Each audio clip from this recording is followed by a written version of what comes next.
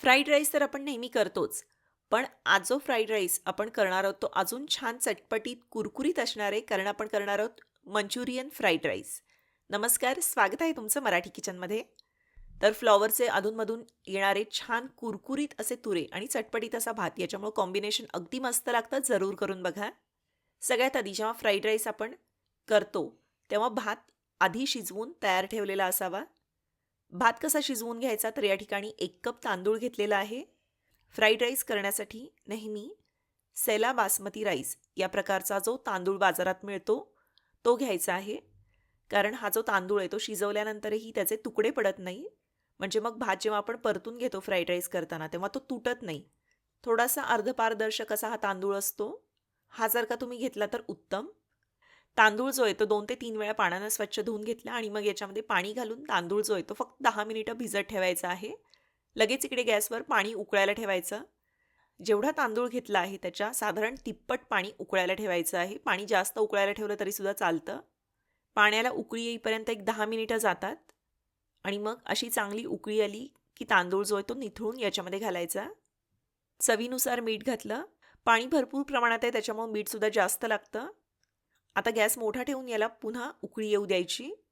हे बघा, अशी उकळी यायला लागली की मग गॅस मध्यम किंवा मंद आचेवर करायचा आणि याला असं झाकण न ठेवता वरच शिजू द्यायचं आहे.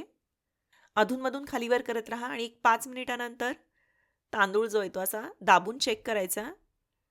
आत्ता तांदळाची कणी याच्यामध्ये लागते आहे, याचाच अर्थ तांदूळ व्यवस्थित शिजला नाही आहे. अजून एक 5 मिनिटांनी चेक करू. साधारणपणे एक 10 मिनिटात तांदूळ जो आहे तो असा व्यवस्थित शिजला आहे. खूप जास्त मऊही शिजवायचं नाही आहे. फक्त याची कणी लागली नाही पाहिजे, इतपत याला शिजवून घ्या.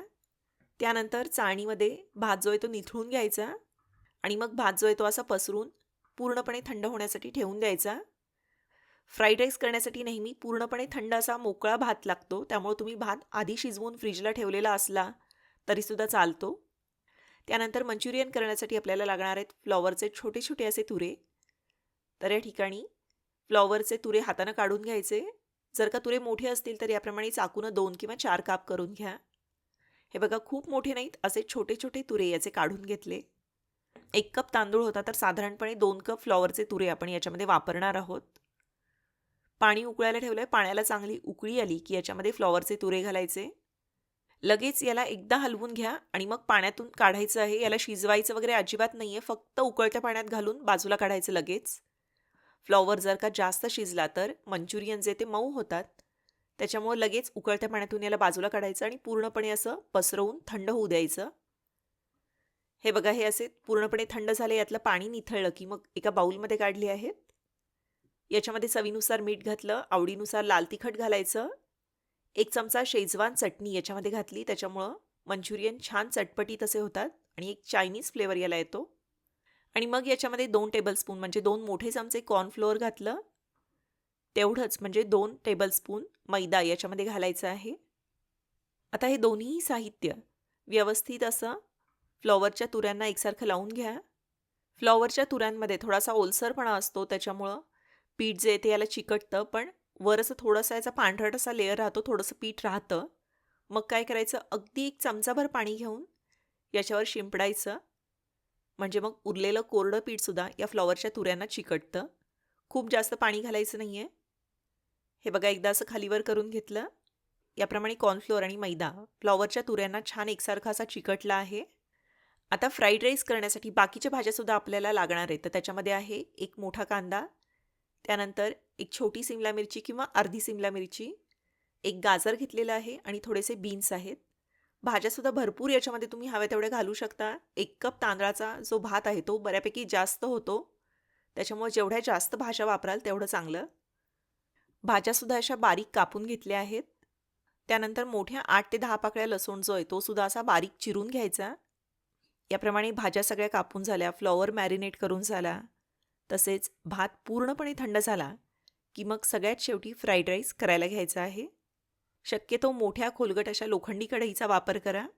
याच कढईमध्ये आपण फ्लॉवरचे तुरेसुद्धा तळून घेणार आहोत, त्याच्यामुळे सुरुवातीला तेल थोडंसं जास्त काढायचं, खूप जास्तही तेल वापरायचं नाही आहे.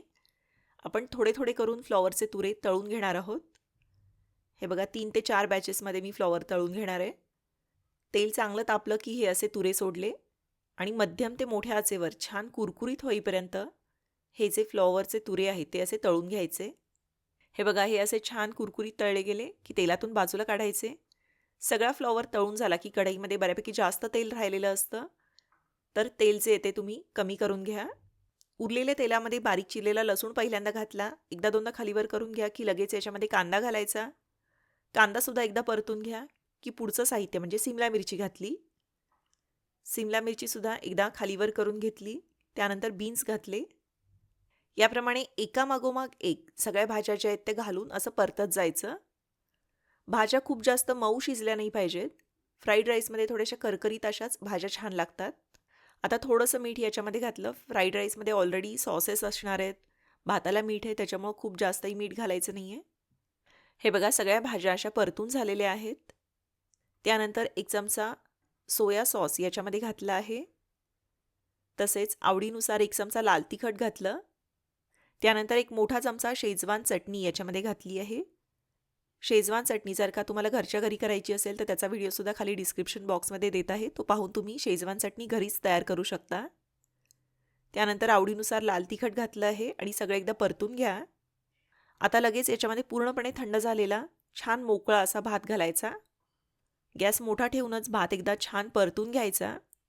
थोडंसं गोडसर चटपटीत चव आवडत असेल तर एखादा चमचा तुम्ही टोमॅटो केचपही याच्यामध्ये घालू शकता.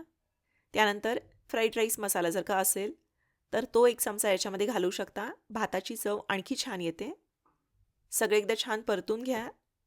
हे बघा, भाज्या एकसारख्या मिक्स झाल्या, सगळे मसाले एकसारखे लागले की सगळ्यात शेवटी तळलेले फ्लॉवरचे तुकडे याच्यामध्ये घातले. आता फक्त 2 मिनिटं याला परतून घ्यायचं गरम होईपर्यंत आणि मग गॅस बंद केला. वरून बारीक चिरलेली कांदापात घातली आणि छान चटपटीत असा आपला मंचुरियन फ्राईड राईस जो आहे तो तयार झालेला आहे. लहान मुलांच्या किंवा मोठ्यांच्या पार्टीसाठी, छोट्या-मोठ्या कार्यक्रमासाठी अगदी झटपट आणि मस्त असा प्रकार आहे. पार्टीसाठी जर का तुम्ही करणार असाल तर तुम्ही फ्राईड राईस नेहमीचा आपला आधी करून ठेवू शकता आणि सगळ्यात शेवटी तळलेले फ्लॉवरचे तुरे याच्यामध्ये घाला, म्हणजे मग ते मऊ पडणार नाहीत. हे बघा, छान चटपटीत असा भात झालेला आहे. त्याचप्रमाणे याची रेसिपी तुम्हाला कशी वाटली ते मला जरूर कळवा. व्हिडिओ आवडला तर व्हिडिओला लाईक करा. व्हिडिओची लिंक तुमच्या मित्रमैत्रिणींसोबत, नातेवाईकांसोबत जरूर शेअर करा. धन्यवाद.